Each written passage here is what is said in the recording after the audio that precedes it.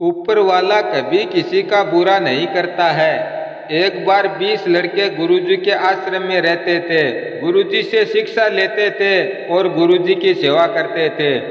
अब उनमें से एक गरीब लड़का था और उसकी बहन की शादी थी, इसलिए उसे घर जाना था। अब वह गुरुजी के पास गया और जाकर बोला, गुरुजी मेरी बहन की शादी है, इसलिए मुझे कुछ दिनों के लिए घर जाना है और आपको भी शादी में चलना है। गुरुजी बोले, देखो मैं तो नहीं जा पाऊंगा, लेकिन तुम चले जाना। अब लड़का रोज गुरुजी को घुमा फिरा के शादी में जाने के लिए कहने लगा, और वह इसलिए क्योंकि उसे अपने घर की गरीबी के बारे में पता था और वह चाहता था कि गुरुजी अगर कुछ पैसे दे दें तो शादी में काम आ जाएंगे।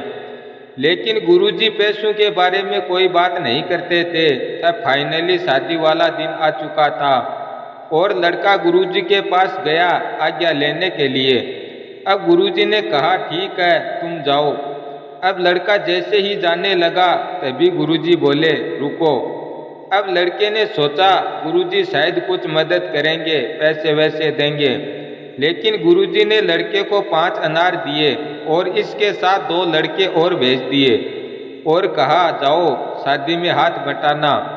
अब लड़के थोड़ी दूर जाने के बाद गरीब लड़का बोला, देखो गुरुजी की इतने दिन से सेवा कर रहे हैं और आज बुरा समय आया तो गुरुजी ने क्या दिया, सिर्फ 5 अनार।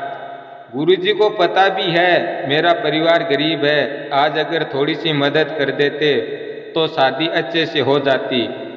अब दूसरे लड़के बोले, तुम चिंता क्यों करते हो, गुरुजी ने कुछ सोच विचार करके ही दिए होंगे, सब अच्छा होगा।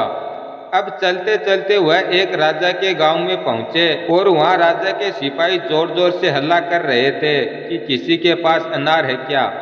अब लड़कों ने राजा के सिपाहियों से पूछा, आपको अनार किस लिए चाहिए।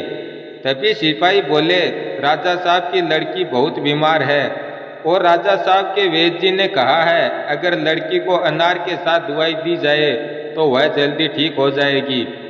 लेकिन हमारे यहाँ तो अनार होते नहीं हैं, अगर आपके पास है तो राजा साहब के पास चलो। अब लड़के राजा के पास चले गए और वह अनार राजा को दे दिए।